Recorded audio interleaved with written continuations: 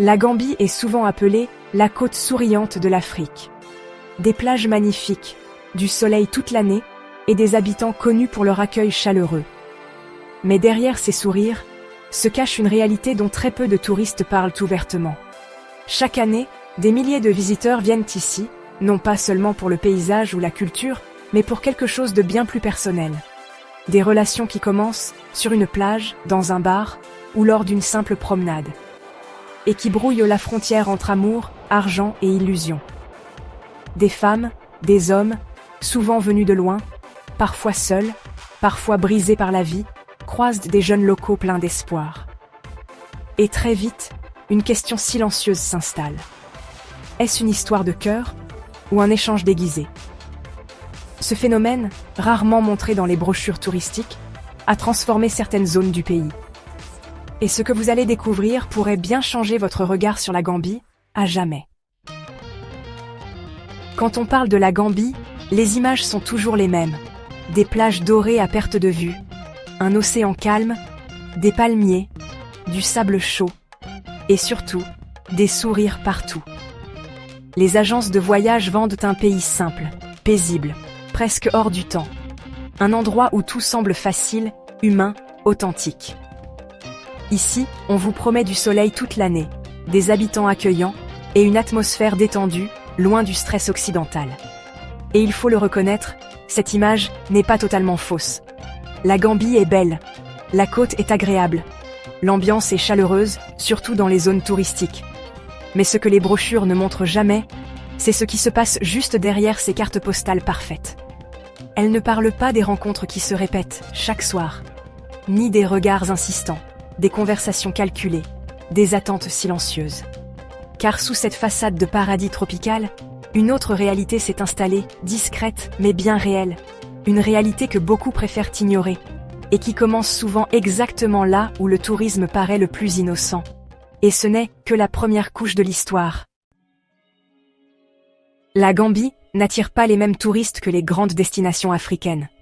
Ici, pas de safaris célèbres, pas de monuments mondialement connus, ni de villes ultramodernes. Et pourtant, chaque année, des visiteurs très particuliers continuent d'affluer.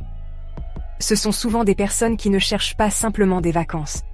Elles cherchent autre chose, du contact humain, de l'attention, parfois même une seconde chance dans leur vie. La Gambie offre quelque chose de rare dans le tourisme moderne, une proximité facile, presque immédiate, entre visiteurs et habitants locaux. Ici, les échanges sont simples, directs, sans barrières culturelles trop visibles. Une conversation peut commencer sur une plage, dans un café ou au coin d'une rue, sans réservation, sans programme. Le coût de la vie joue aussi un rôle important. Pour beaucoup de touristes occidentaux, tout paraît accessible. Logement, sorties, restaurants et relations humaines. Ce déséquilibre crée une dynamique particulière, différente du tourisme classique. Et c'est précisément ce mélange d'accessibilité, de solitude et d'espoir qui rend la Gambie si attirante. Mais cette attraction a un revers. Et il apparaît dès qu'on met des mots sur ce phénomène que tout le monde observe, mais que peu osent nommer. Et ce mot, justement, dérange beaucoup. Dans beaucoup de conversations, ce mot n'est jamais prononcé. On l'évite. On le contourne. On préfère parler de rencontres, de relations, ou simplement de vacances qui ont changé une vie. Pourtant, le terme existe. Le tourisme romantique. Il ne s'agit pas officiellement de quelque chose d'illégal. Et ce n'est pas non plus toujours ce que certains imaginent immédiatement. Le tourisme romantique décrit des situations où des touristes viennent dans un pays en espérant créer une relation intime ou émotionnelle avec des locaux. Parfois sincères, parfois temporaires, parfois floues.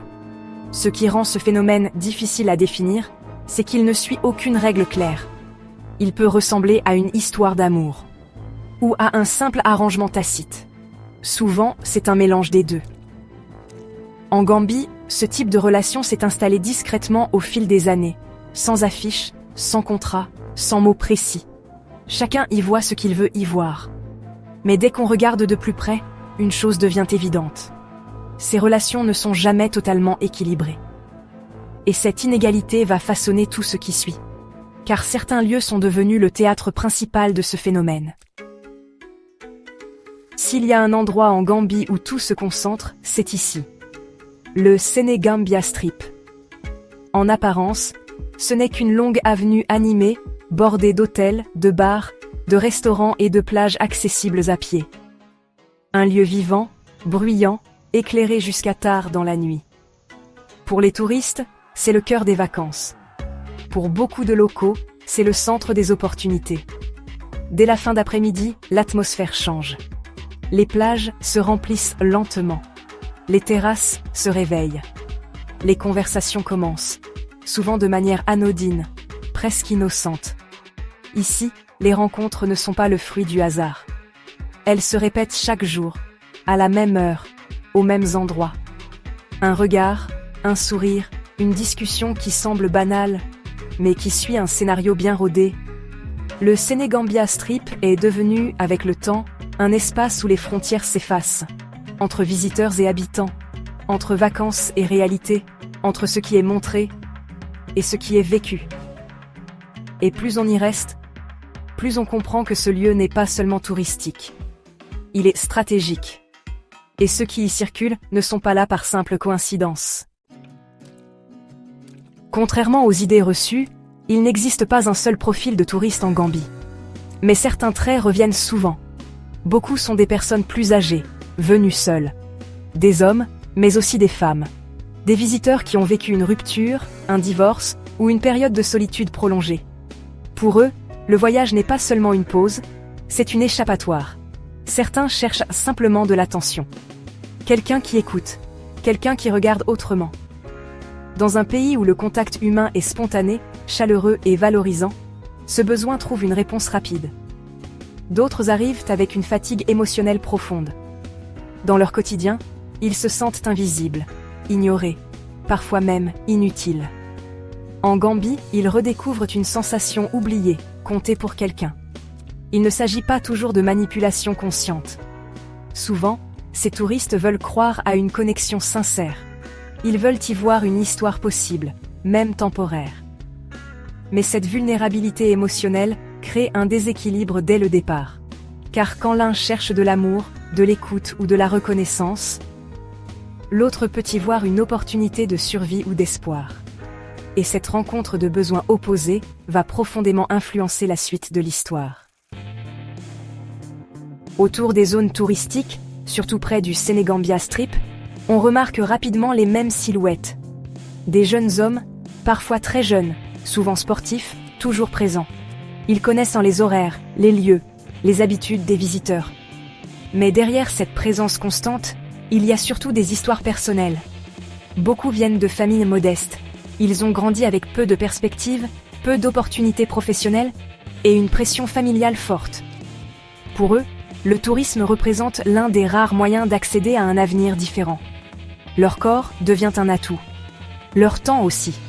Ils investissent leur énergie, leur charme, leur disponibilité. Non pas toujours par choix, mais par nécessité. Certains rêvent simplement d'un revenu stable. D'autres espèrent une aide financière régulière.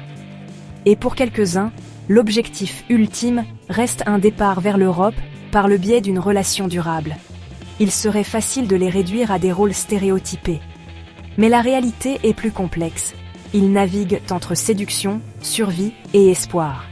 Et dans ce jeu silencieux, chacun joue un rôle, sans jamais vraiment connaître les règles complètes. Car lorsque ces deux mondes se rencontrent, la relation change de nature. Au début, tout ressemble à une rencontre ordinaire. Un verre partagé, une promenade. Des rires, des messages, une attention constante. Mais peu à peu, quelque chose change. Sans jamais être dit clairement, des attentes apparaissent. Un repas payé, un téléphone offert, une aide pour le loyer, les factures, la famille. Rien n'est formulé comme une obligation. Tout reste enveloppé de gestes affectueux et de mots rassurants. C'est précisément ce silence qui rend la situation ambiguë. Pour le touriste, ces aides peuvent sembler naturelles, une manière de soutenir quelqu'un qu'il apprécie. Pour le jeune local, elles deviennent rapidement essentielles. Une source de stabilité dans un quotidien incertain. La relation évolue alors vers un équilibre fragile. L'un donne pour continuer à recevoir de l'attention. L'autre donne de l'attention pour continuer à recevoir un soutien. Il n'y a pas de contrat, pas de tarif affiché, pas de règles officielles. Et pourtant, chacun comprend instinctivement ce qui est attendu. C'est une transaction, mais une transaction déguisée en relation. Et lorsque ce fragile équilibre est rompu, les conséquences ne sont jamais neutres. Car derrière cette apparente entente, une illusion commence souvent à se former. Dans les conversations à voix basse, une idée revient souvent. On raconte que certaines relations peuvent mener à autre chose, à une vie différente, à un futur meilleur. On raconte que des couples se sont mariés, que des visas ont été obtenus, que l'Europe n'est plus un rêve inaccessible, mais une possibilité réelle. Ces histoires circulent, se transmettent, se déforment, mais elles nourrissent l'espoir. Pour les jeunes locaux, cette perspective devient parfois le cœur de la relation. Chaque geste, chaque attention, chaque promesse semble rapprocher un peu plus de ce futur idéalisé, même quand rien n'est officiellement promis. Du côté des touristes, l'illusion est différente. Certains s'imaginent être uniques, différents des autres visiteurs, convaincus que leur relation échappe aux schémas habituels. Mais entre ce qui est espéré et ce qui est réellement possible, l'écart est immense. Les démarches sont longues, les règles sont strictes, et la réalité administrative rattrape souvent les sentiments. Pourtant, l'illusion persiste, car tant qu'elle existe, elle donne un sens à la relation. Même fragile, même incertaine.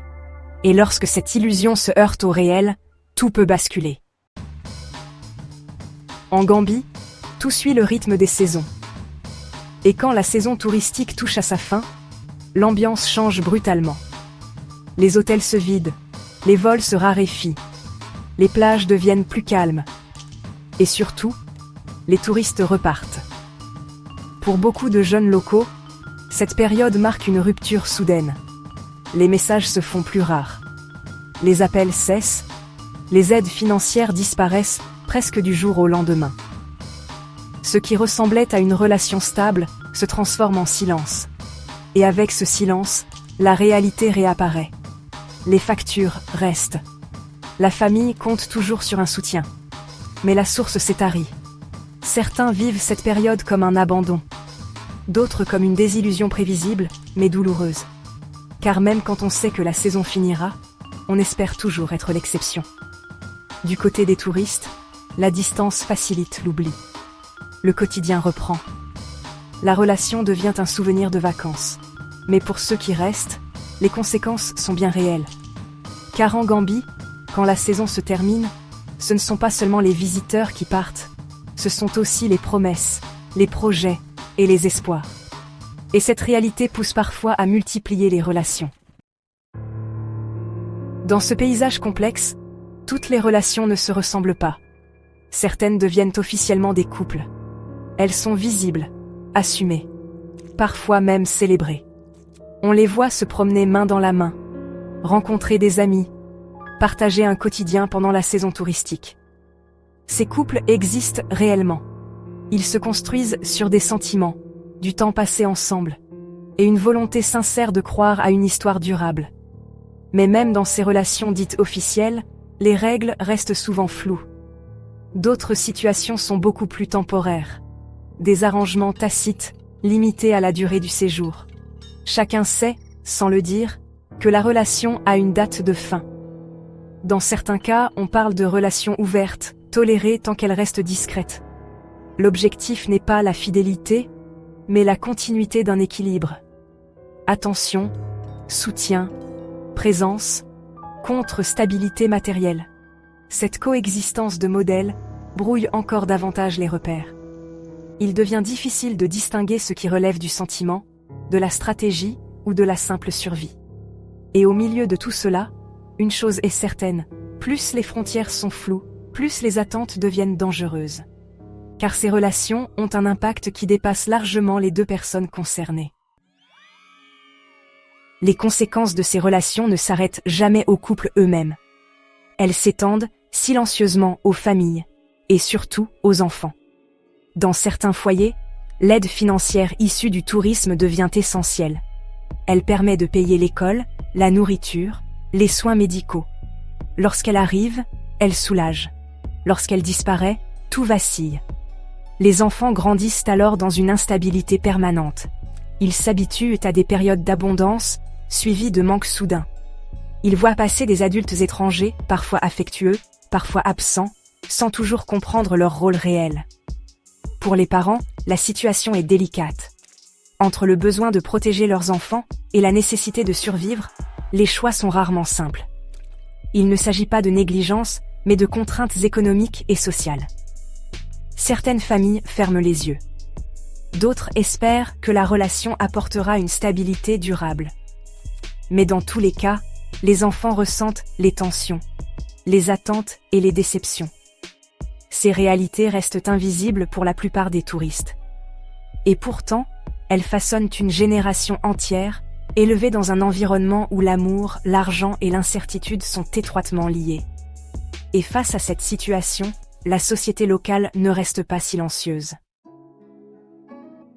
Tous les habitants de Gambie ne vivent pas ce phénomène de la même manière. Mais dans de nombreuses conversations locales, un même sentiment revient, la lassitude. Certains expriment une colère silencieuse. Ils ont le sentiment que leur pays est réduit à un rôle, une image simplifiée, façonnée pour plaire aux visiteurs. Ils parlent d'une perte de dignité, d'une dépendance qui s'installe, lentement mais durablement. D'autres adoptent une posture plus résignée. Ils reconnaissent que le tourisme fait vivre beaucoup de familles, qu'il crée des emplois, même informels, et que sans lui, les perspectives seraient encore plus limitées. Mais cette acceptation n'efface pas le malaise. Beaucoup s'inquiètent de l'exemple donné aux plus jeunes, de l'idée que le corps, la séduction ou la relation deviennent des moyens de survie ordinaires. Il n'y a pas de consensus clair. Certains condamnent, d'autres comprennent. La majorité oscille entre pragmatisme et fatigue morale. Ce débat traverse les quartiers, les familles, les générations, et il révèle une question profonde. Jusqu'où un pays peut-il s'adapter aux attentes des touristes sans se perdre lui-même ? Cette tension place chacun face à un dilemme difficile à ignorer. Au cœur de cette réalité se trouve une question que personne ne peut éviter. Où se situe la frontière entre aide et dépendance ? Pour certains touristes, le soutien financier est vu comme un geste généreux. Une manière d'aider quelqu'un dans un contexte difficile. Un échange qu'ils jugent équitable, voire bienveillant. Pour les jeunes locaux, cette aide peut représenter une bouée de sauvetage, une opportunité rare, mais aussi un piège invisible qui enferme dans une attente permanente. Le dilemme est là. Refuser, c'est risquer de tout perdre. Accepter, c'est parfois renoncer à son autonomie. Il ne s'agit pas de désigner des coupables, ni de nier la complexité des situations individuelles. Chaque relation a sa propre histoire, ses propres règles, ses propres émotions, mais à l'échelle d'un pays, ces choix répétés finissent par façonner une norme, une normalité où l'économie émotionnelle remplace peu à peu d'autres perspectives. La question devient alors collective. Peut-on vraiment parler de consentement libre quand les options sont si limitées ? Et à quel moment l'aide se transforme-t-elle en contrôle silencieux ? Ce dilemme moral pèse lourd, et il interpelle aussi les autorités. Au centre de ce phénomène se trouve un dilemme que personne ne parvient vraiment à résoudre. L'aide financière. Pour certains touristes, elle est perçue comme un geste simple, presque évident. Aider quelqu'un à payer un loyer, des études ou à subvenir aux besoins de sa famille peut sembler juste, humain, nécessaire.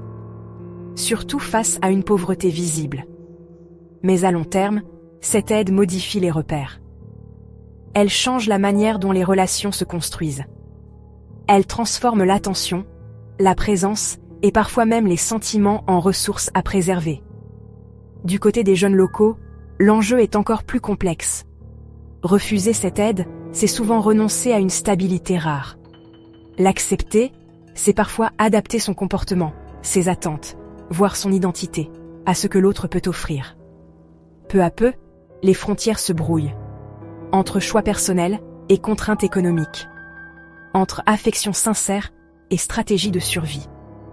Ce dilemme ne concerne pas seulement deux individus. Il affecte les valeurs, les aspirations et les modèles transmis aux plus jeunes. Quand l'aide devient une norme, le risque est grand de perdre des repères essentiels. Et face à cette réalité, une question demeure. Qui est réellement responsable? Et qui peut encore agir?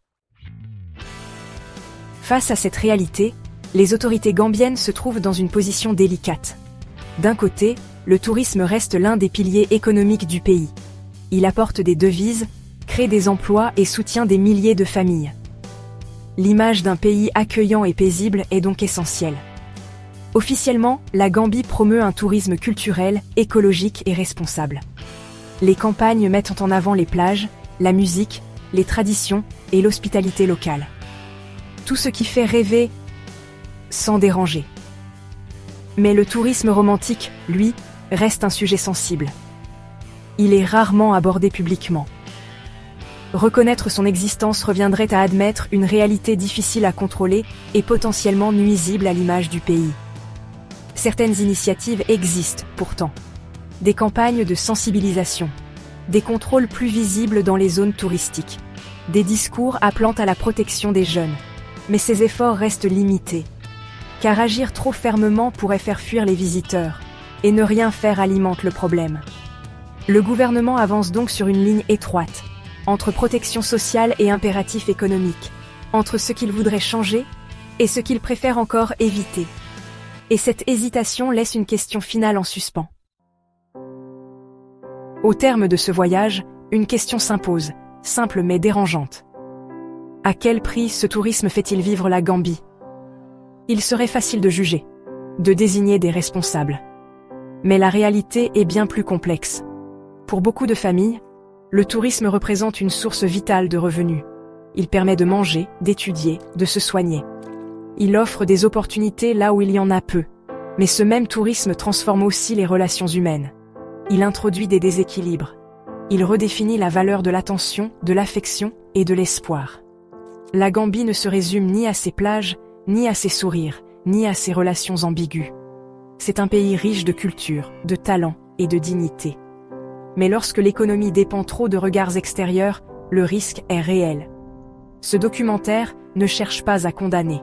Il cherche à interroger, à inviter chacun à réfléchir à son rôle, à ses choix, à ses attentes. Car derrière chaque destination de rêve se cache une réalité humaine. Et parfois, le véritable coût du voyage n'apparaît qu'une fois rentré chez soi. La question reste ouverte. La Gambie ne peut pas être réduite à une seule image. Ni à un paradis touristique idéalisé, ni à une réalité sombre et simplifiée. Comme beaucoup de destinations, elle se situe quelque part entre les deux. Ce que révèle le tourisme romantique, ce n'est pas seulement une pratique, mais un déséquilibre plus large, entre pays riches et pays pauvres, entre attentes personnelles et réalités économiques, entre ce que l'on cherche en voyage et ce que l'on est prêt à voir. Il n'y a pas ici de coupables évidents. Seulement des individus qui tentent de composer avec leurs besoins, leurs espoirs et leurs limites. Des relations parfois sincères, parfois fragiles, souvent ambiguës. Ce documentaire n'a pas pour but de juger, mais de montrer, d'ouvrir une réflexion, d'encourager un regard plus conscient sur le tourisme et ses conséquences humaines. La question finale vous appartient désormais. Lorsque nous voyageons, que cherchons-nous vraiment? Et surtout, à quel prix sommes-nous prêts à l'obtenir?